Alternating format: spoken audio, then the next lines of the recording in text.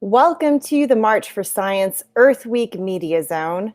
We're thrilled to be centering the main pillars of our organization this week, and they are justice, climate, public health, and the pillar that we're going to focus on today, democracy. We're so lucky to have our next guest joining us today. You've probably heard his name and seen his handiwork immediately following the 2020 election. He and his team took on 60 plus cases across the country as Trump and members of his party attempted to take away the voices and the votes of millions of people across the country. Today, Marc Elias and his team are once again fighting for our democracy and the right for every one of us to vote and be counted. Welcome, Marc. Having me. Thanks for joining us. And we were just talking about you haven't had a break. You've got a million and one things going on. So we really appreciate you making time to join us and really talk us through what's going on. And because your time is so precious, I do want to dive right in. We've got a lot to cover. But first, you've been at this for a very long time. And oftentimes there are assumptions made about how someone got to where they are and the journey that they took. So I'd just love for you to share a little bit about how you got here, what brought you to this place where you are so front and center on fighting these imperative legal battles on behalf of democracy in the United States. Well, so like you said, these journeys are strange. And I did not set out to be in perpetual fight for the future of voting and democracy in our country. And frankly, I wish things were not as desperate or as essential as they are on that front. You know, I grew up in New York. I went to college in upstate New York, went to law school in North Carolina at Duke, and then came to Washington, D.C., really not sure what I wanted to do. I graduated law school, arrived in D.C. just before Democrats lost control of the House for the first time in 40 years in 1994. And at that point, politics was just starting to engage the legal process more. The idea of the role of lawyers in campaigns was just starting to take off. So I kind of rode that wave. I connected up with people in the Democratic Party, wound up doing a lot of work for congressional Democrats, Senate Democrats, and then wound up from that connecting with John Kerry and his, before he ran for president, represented his presidential campaign. And then you and I met because in 2016, I was the general counsel to the Clinton campaign. And really was sort of on that sort of trajectory of doing mostly work for campaigns. And it was really following the loss in 2016 when I realized that among the reasons why Democrats were losing elections, even though they were winning majority support. Remember, Hillary Clinton won the popular vote by a wide margin. And if you look at the Senate, you look at the House, you see the same patterns, this anti-majoritarianism in our system. And I realized that the rules of voting matter every bit as much, if not more, than the rules around campaigns. So I started really focusing. I'd always done redistricting litigation, always done recounts, and done some voting rights litigation, but really started focusing in on how to make a system that is fairer, more inclusive, so that everyone could participate in the process. And at the same time I was doing that, Republicans had learned the opposite lesson, that the only way they were going to be able to win elections was through voter suppression and through making rules that blocked Black, brown, and young voters from participating at the same rates that older and whiter voters can. I just feel like I need a deep breath after that, because we really are living it, and you're back at it again. You've had no rest for, I feel like, since 2016 probably, but this time you're taking on states that are trying to suppress and truly, I mean, legitimately, literally take the vote away from folks, and at a minimum make access harder. We even have Georgia making it illegal to hand out water to people waiting in line to vote. I mean, just the absurdity continues. Can you give us a rundown of what legal battles are in process and what else you're seeing coming that maybe isn't getting reported yet? Yeah, I'm glad you asked that. So, there are a handful of lawsuits that began last election cycle and continue forward, including a number in Texas that deal with last cycle's voter suppression efforts. But you're right, we rolled right into the 2021 with really a renewed energy on the part of Republicans to make voting harder. I think that they woke up after the election and had kind of two impulses that drove them. The first is a fear of Donald Trump and a need to continue to perpetuate the big lie in order to stay in his favor. So that's one motivation. The second is that they lost the popular vote by even more in 2020 than they lost in 2016.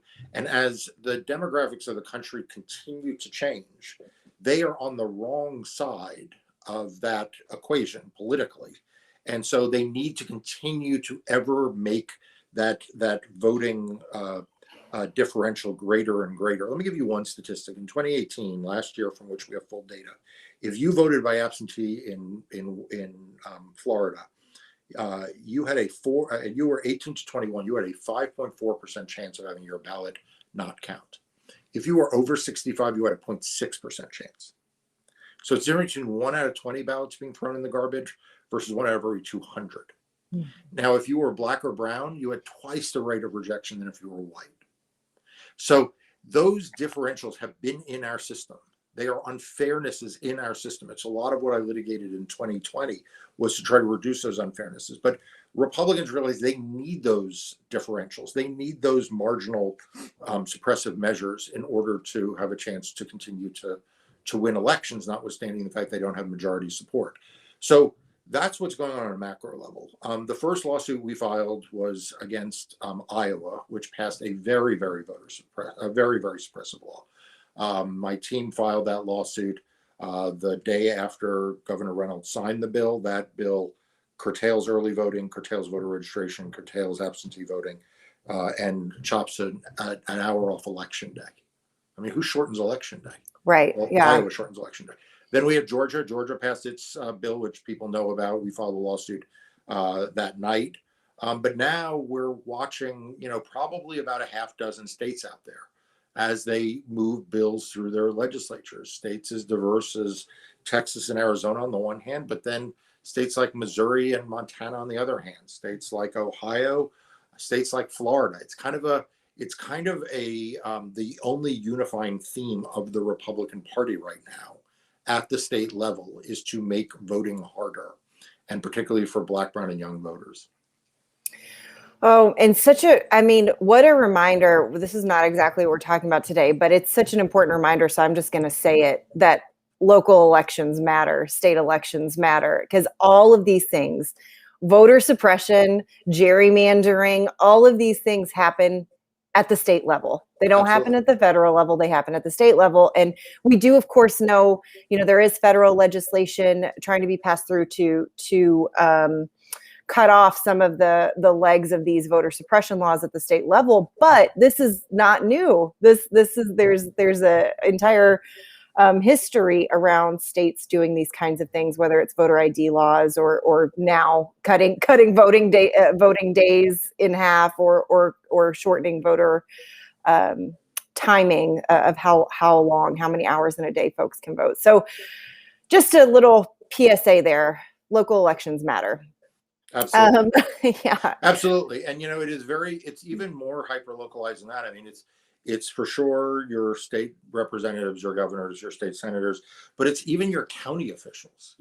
A lot of election administration happens at the county level, and how counties react to these challenges that are put in their way will really be make or break for some voters as to whether or not they have an opportunity to participate and whether their votes are counted.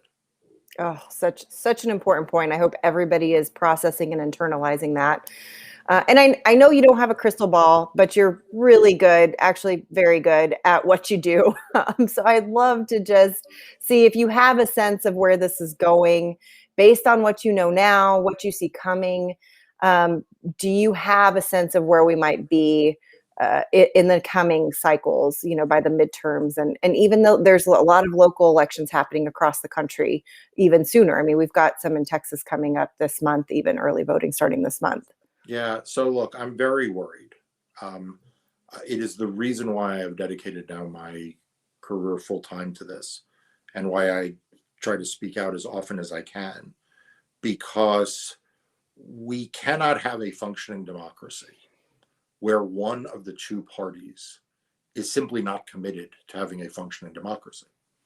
And that's where we are right now. I mean, we are basically in a circumstance where you have one of the two parties that has agreed from top to bottom to lie about the outcome of the 2020 election, try to invalidate. Remember when Texas went to the Supreme Court, tried to invalidate the entire elections in 4 states. That was joined by 128 members of Republican members of Congress and by 18 other state attorneys general. Mm-hmm. Remember what we saw on January 6th. Look at what now revisionist lying history is being made up about that. And so as I look out, I wish I could be more optimistic, but I think what we're going to continue to see are Republican efforts to make voting harder, and to make voting harder in a way that is calculated. It's not making everyone's voting harder. It is targeting particular constituencies that they simply don't want to participate, because if they participate fully, they won't be able to win. So we're going to keep fighting. We're going to fight because you got to fight to win, and you got to be, in that sense, you got to be optimistic that you're going to make a difference. But I don't want anyone to think that just because Joe Biden won the White House and Democrats control the House and the Senate, that the fight is over. I mean, you know this as well as anyone. The moment you think that the other side has given up is the point at which they become most dangerous. Absolutely. And that, I mean, that kind of, you sort of touched on it already, but I just want to speak it. Like, this should not be a partisan issue. No. Protecting the vote, and like you said at the top of this interview, that we're talking about fairness and access and equity for everyone. It's not like, oh no, we want to make it better for Democrats, we want to make it better for everyone. Anyone who wants to cast a vote should not have all these roadblocks in the way to get there.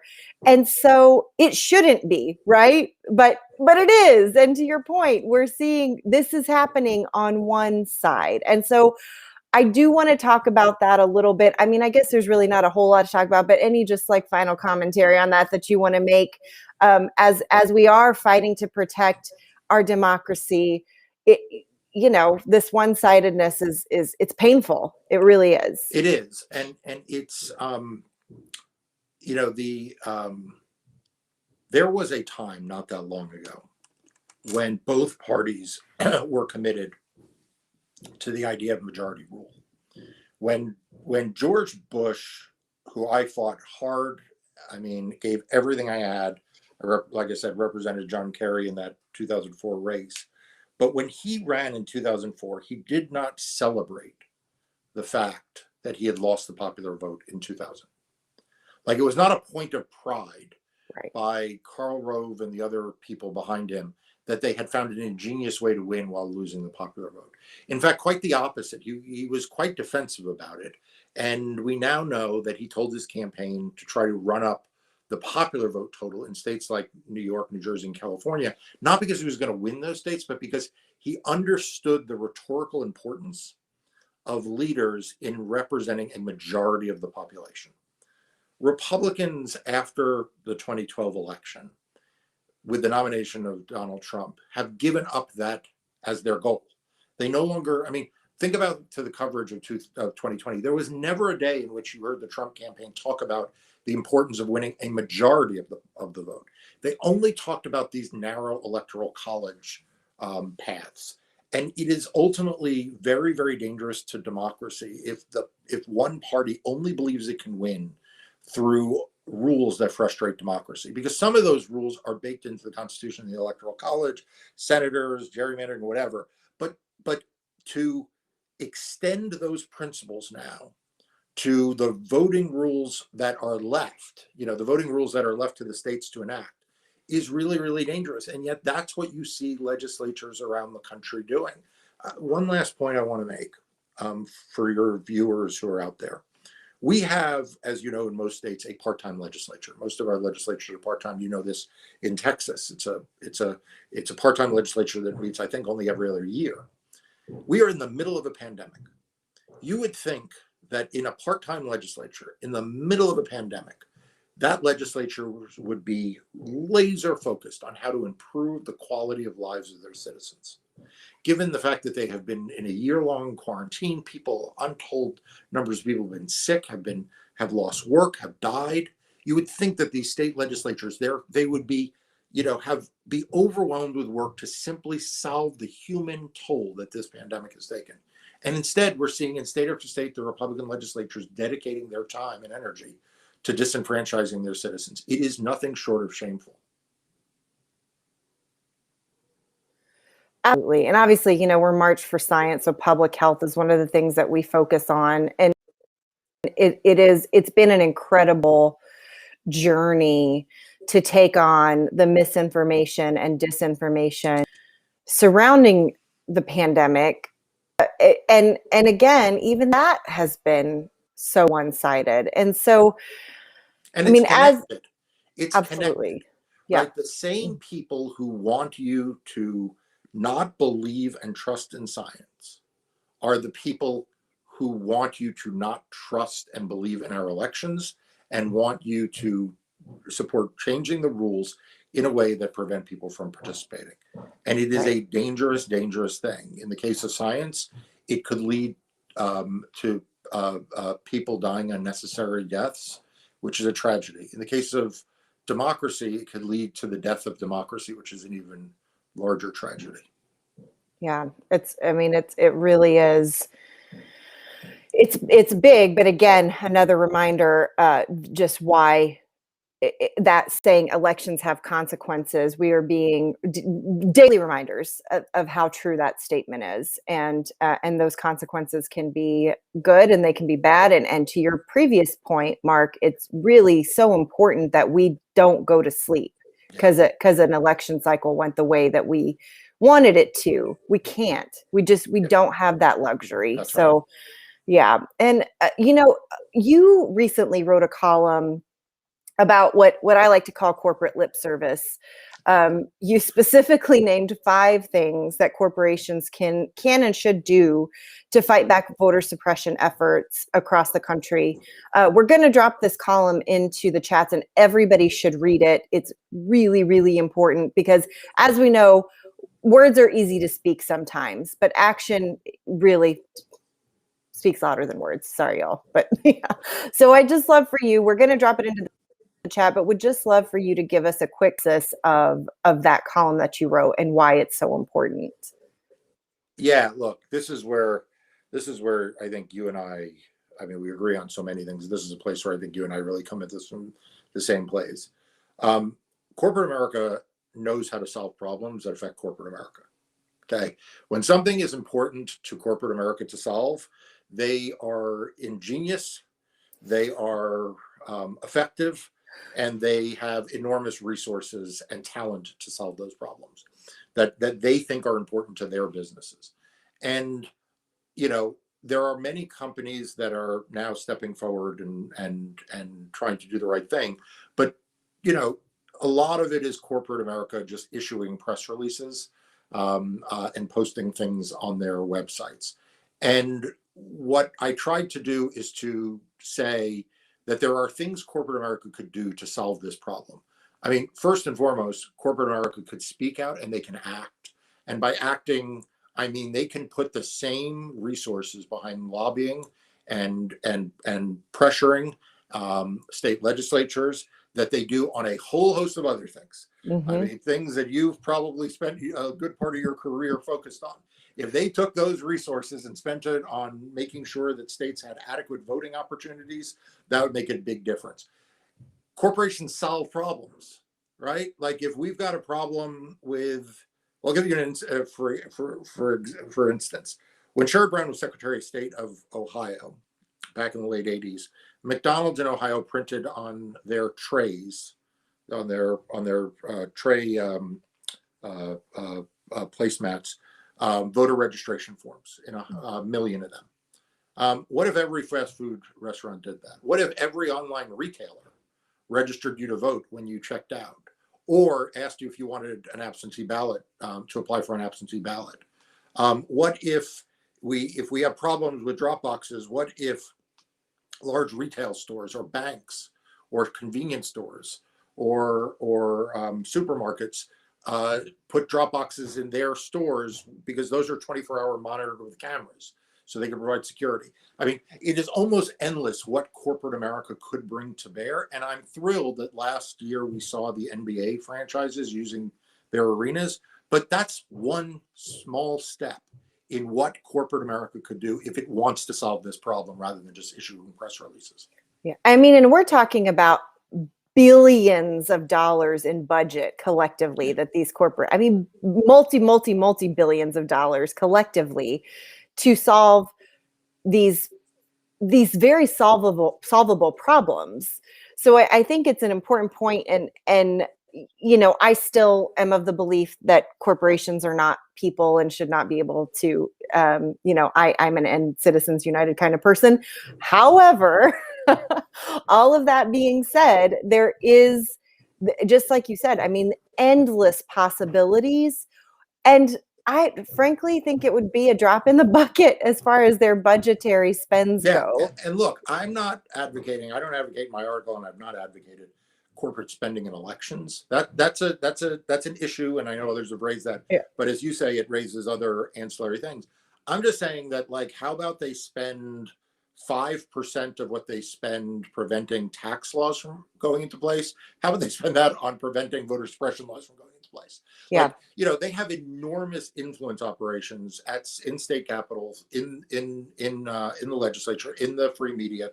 And I just think corporate America could do a lot to really make this change happen. Absolutely. And again, words are very nice. It's nice to hear the support. The press releases are fine.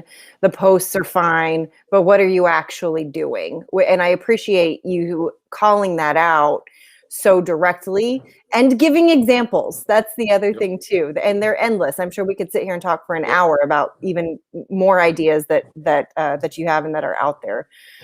And kind of, sort of, not exactly, but a little bit on that front. You're working the legal front, but have represented and worked with a lot of really incredible organizations doing wonderful work in these different states that are trying to suppress the vote and remove access. So as we wrap up today, can you just share with folks who are tuning in how they can jump in and be a part of the solution? Yeah. So let me say two things. First is I've worked with some great organizations and working with some great organizations, and I'd start by supporting them.